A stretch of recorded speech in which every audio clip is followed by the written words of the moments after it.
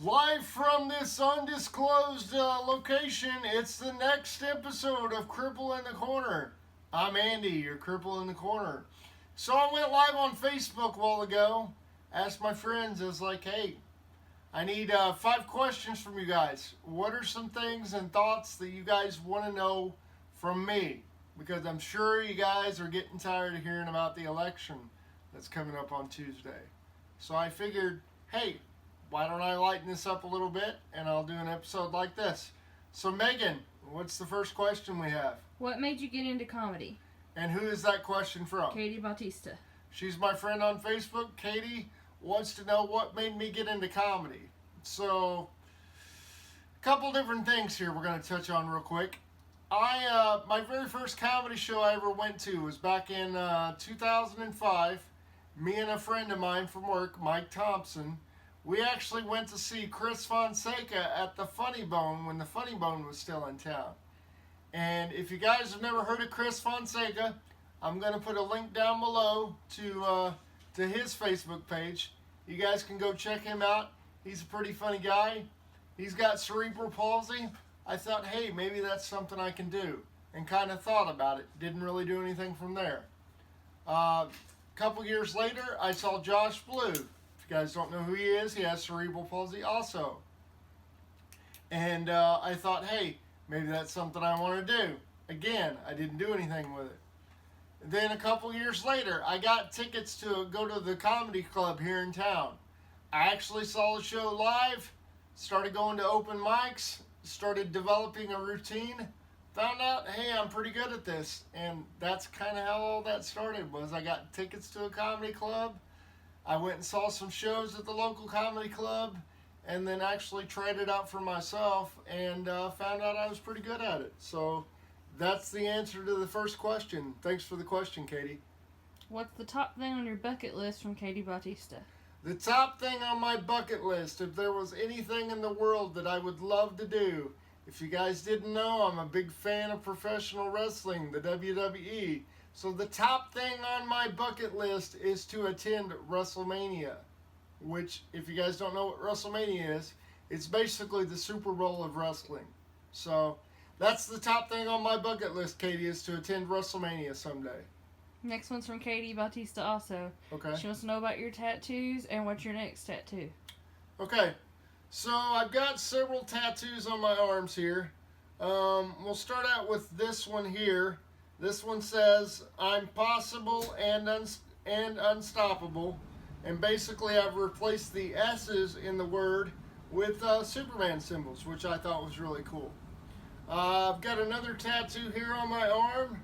It says, a hero is an ordinary individual who finds strength to persevere and endure in spite of overwhelming obstacles, which is a quote from Christopher Reeve, which I thought was pretty cool. I've got a portrait of my ex-wife here on my arm. No, I'm just kidding. It's Doomsday. So I thought that was pretty cool. Doomsday Superman. He did defeat Superman, but then Superman came back. So that's a kind of adage I like to tell people. Just when you think you're at your most defeated, you can still come back and make a difference. So, and then I've got you can't see because of my shirt here, but I'll post a photo. That's my Doomsday Superman tattoo. I've got Clark Kent over here on this arm here, and then I have a Superman symbol up here on my shoulder up here, which was my very first tattoo that I got at a place in Metropolis called Kryptonite Tattoo. So, and my next tattoo, I'm hoping someday to actually get the Superman symbol tattooed on my chest. So I thought that would always be pretty cool. So this next one's from Jennifer Dixon. If you could meet any living person, who would it be and what would you talk about? If I could meet any living person right now and talk to them about anything I could talk to them about, I know a lot of people don't like him. I know there's controversy surrounding this guy. But I've got a lot of respect for him and what he does in the industry that he's in right now. And that one person, believe it or not, would be John Cena. I would really love to sit down with John Cena and ask him what hustle, loyalty, and respect means to him. How he got into the wrestling business. How he's able to stay so positive all the time.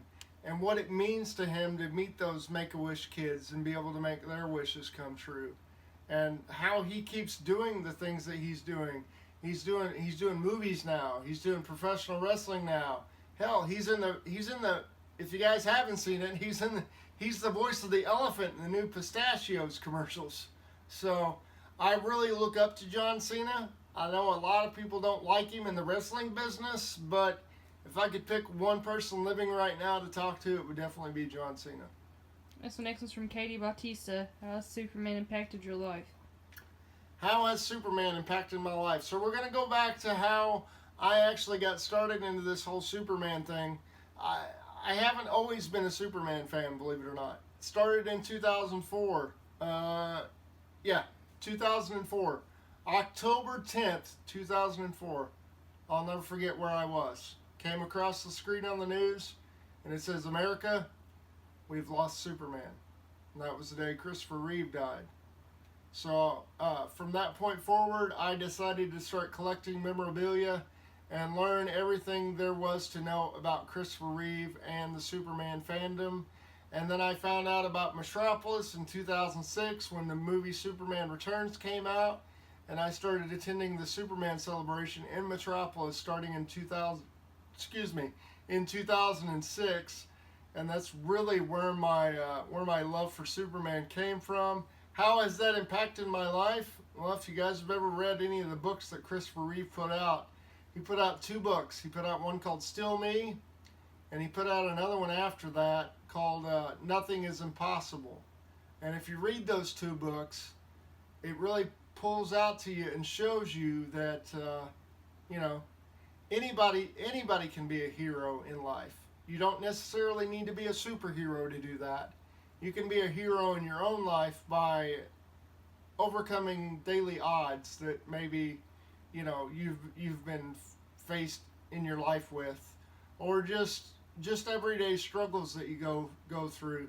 I know one quote from Christopher Reeve that really sticks out in my mind is he said, now don't quote me exactly on this, but he said the ability to endure and keep moving forward and being able to make a difference in people's lives. And you don't have to be Superman to do those things. You can just be a good person, because I do believe that one person can make a difference, and that's what I'm trying to do with my life. Next one's from Katie Bautista. What helps you get through the day? What helps me get through the day? Thinking about people that maybe are in worse shape than I'm in. Because cerebral palsy affects over 17 million people in the United States currently, and some of those people are in worse shape than I am. Some of those people are nonverbal and have to communicate via iPad devices. Or some of those people can't even feed themselves or clothe themselves or live independently. So what helps me get through the day is the fact that I'm able to do the things that I'm able to do. I'm able to drive my own car. I'm able to have a full-time job at one point, which I still work part-time at that same company for the last 12 years. So what helps me get through the day is no matter the person I meet, I know I'm having an impact on them, and I know that if I don't get out of bed in the morning and I don't put my clothes on and I don't go to work and I don't do those everyday things that everybody else takes for granted, that maybe I won't meet that certain person that needs to see that just because you're in a bad situation doesn't mean that you can't make a difference. So if it helps them not pick up that bottle and become an alcoholic, or not pick up those pills and become a pill addict, or not pick up that meth and become a meth addict, then what I'm trying to do with my life is definitely made a difference. And obviously my cat wants to join in on that, so and not everybody loves white cats, so that's another thing right there. So there's that question answered for you, Katie. If you could change one thing about yourself, what would it be? By Katie. If I could change one thing about myself, and I know a lot of people would say, Andy, you're going to say cerebral palsy, right? No, I wouldn't say cerebral palsy, because without cerebral palsy, I wouldn't be the person I am today.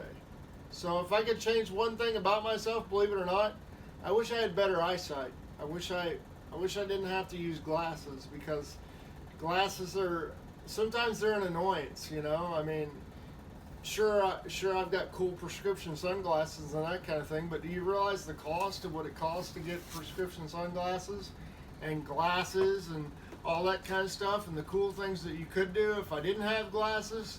So I know a lot of people would say, shocker, Andy's okay with having cerebral palsy, because, yeah, you're right, I'm okay with it because I've had it my whole life. So the one thing I change about myself is the fact that I wish I had better eyesight. So The last one's from Dustin.